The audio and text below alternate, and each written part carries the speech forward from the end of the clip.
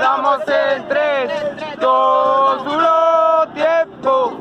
No te da nivel, no vas a rapear rápido ni bien. Tú eres tartamudo como quieres hacerlo, como yo que siempre te la entrega el 100. Obvio que es 4x4, pero 3 cuartos yo te voy a repartir sobre la mesa. Tú no eres sorpresa, desde cuando el cazador alimentaba a las presas.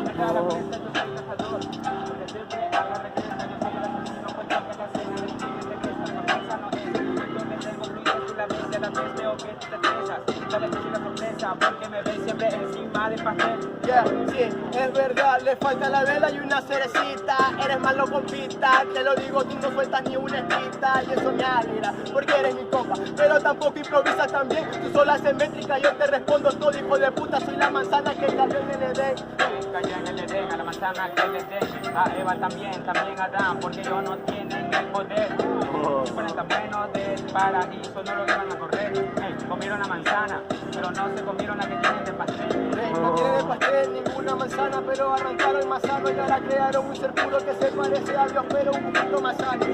Maldito gusano, tú eres la manzana, el gusano. Y cuando yo prendo la pipa en tu casa me sacas la mano. Explico mi pana, ahora lo que va a pasar.